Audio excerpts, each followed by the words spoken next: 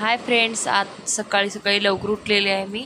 आंघोळ वगैरे सगळं झाले. सकाळचे वाजलेले 6 आणि माझं सगळं आवरलेलं आहे. तर आज आपण जाणार आहोत तुळजापूर आई भवानी कुलस्वामिनी महाराष्ट्राच्या आराध्य देवतेच्या दर्शनासाठी. परडीचं आणि वटीचं सगळं सामान घेतलेलं आहे. तर आपण निघणार आहोत तुळजापूरला. माझं सगळं आवरलेलं आहे, तर आपण निघूत आता. तर मी घरातून निघालेले आहे. 7 वाजलेले आहेत जवळपास आणि आता मी घरातून निघालेले. गाडी येणार होती आईच्या इकडे, म्हणून आपण गाडीवरून तिकडे गेलेलो आहे. आणि कार आलेली आहे. आता या गाडीमध्ये आपल्याला जायचं आहे तुळजापूर दर्शन करण्यासाठी. तर बघू शकता तुम्ही, मस्त असं सकाळचं वातावरण आहे आणि आपण तुळजापूरला चाललो. अशा प्रकारचे अन्नछत्र आहेत, ते प्रत्येक जागी लावलेले आहेत, जेणेकरून आपल्या भाविकांना कुठल्याच प्रकारचा त्रास होऊ नये.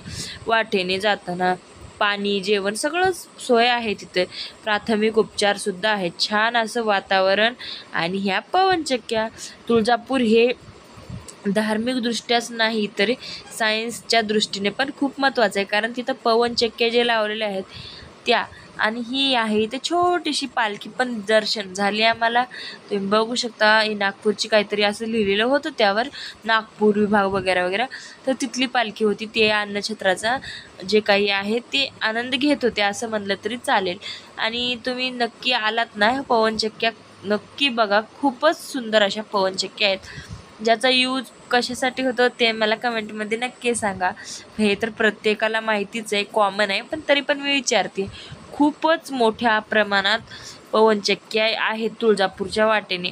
तुम्ही बघू शकता माझ्या व्हिडिओमध्ये.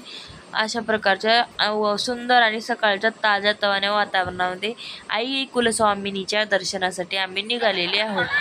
तर तुम्ही बघा गाडीतून किती सुंदर असं वातावरण आहे.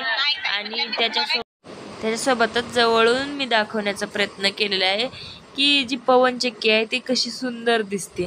दिसायला दुरून खूप लहान दिसते, पण ही इतकी लहान नाही, खूपच मोठी आहे. या अशा प्रकारचं आणखीन एक अन्नछत्र आहे, जे की लोकांपर्यंत अन्न आणि पाणी याच्या सोय करत आहे. आणि अशा प्रकारे आम्ही तुळजापुरात फायनली पोहोचलेलो आहोत. तुळजापूरमध्ये जाण्याची नवरात्रामध्ये तर एक वेगळीच आतुरता असते. तुम्ही बघू शकता या हिरव्या बांगड्या, ते कुंकू, एकदम भावनात्मक असं वातावरण जे शब्दामध्ये सांगता येणार नाही. इतकं छान वातावरण, असं भक्तिमय वातावरण होतं तिथं. आणि आमच्या आईच्या जे आहेत परड्या असतात ते चेंज करायचे होत्या, बदलायचे होत्या, त्यामुळे आम्ही गेलो. तर आई त्यांनी परड्या जे काय आहे ते खरेदी करेपर्यंत मी व्हिडिओ शूट नाही करू शकले त्यांचा. पण तोपर्यंत मला जे हे डेकोरेशन केलेलं होतं कुलस्वामिनीचं, इतकं सुंदर मनमोहक रूप दिसत होतं की मी स्वतःला थांबवू शकले नाही. आणि रांगोळी कंप्लीट होण्याच्या आधी बघितले, हे जे आहेत, जे अपंग जे कोणी असतात त्यांच्यासाठी मोफत हे जे आहे त्यांनी गाडीची व्यवस्था केलेली आहे. भरघोस मोठं इथलं मार्केट आहे. तर आम्ही निघालेलो आहोत पायी आता दर्शन रांगेकडे. दर्शन रांग यावेळेस खूपच लांब होती, जे की चलण्यासाठी खूप अवघड वाटत होती. खूप वेळ लागला तिथं जायला, पाऊण तास. आणि तिथून दर्शन रांगेतून जवळपास 3 तास लागले दर्शनासाठी, तेही मुख दर्शनासाठी. तुम्ही बघू शकता, सकाळी आम्ही 9, 9:30च्या दरम्यान लागलेलं रांगेला, तर आम्हाला जवळपास 2 वाजत आले होते, 1:30-2 वाजत आले असतील समथिंग. तर अशा प्रकारे रांगेत खूप मजा पण आली. पायऱ्या, हॉल, भरपूर प्रकारचे वेगवेगळे हे होते. तर मला इतकंच म्हणायचं आहे की इथं पण पैसाच महत्त्वाचा, म्हणजे असं म्हणायचं नाही की मला, पण पास काढणाऱ्यांना लवकर दर्शन होतं. त्याच्यानंतर आपण निघालेले आहोत पुढे. तर तुम्ही बघू शकता, आता मंदिर जवळ आलेलं आहे. मी दाखवण्याचा खूप प्रयत्न केला, पण तिथं कॅमेरा अलाउड नव्हता, त्यामुळे मी चोरून, चुकीचं आहे मला माहिती आहे, पण मी तुमच्यासाठी दाखवण्याचा प्रयत्न केला की एक तुम्हाला थोडं तरी दर्शन व्हावं. माझी इच्छा होती, पण तितक्या दुरून दिसत नव्हतं ते, म्हणजे आईचं रूप. तरी पण तुम्ही हे होऊ नका, मी तरीसुद्धा तुमच्यासाठी एक क्लिप आणलेली आहे, जेणेकरून तुम्ही घरी बसल्या आई तुळजाभवानी कुलस्वामिनीचे दर्शन करू शकता.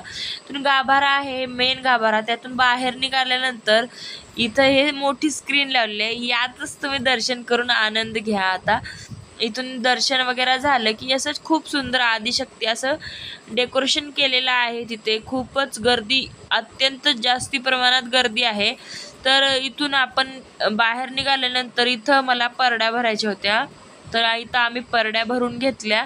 त्यानंतर इथं साईडलाच मोठी दीपज्योत असते, तिथं मी तेल आणलेलं होतं. ते तेल जे आहे ते वाहिलं.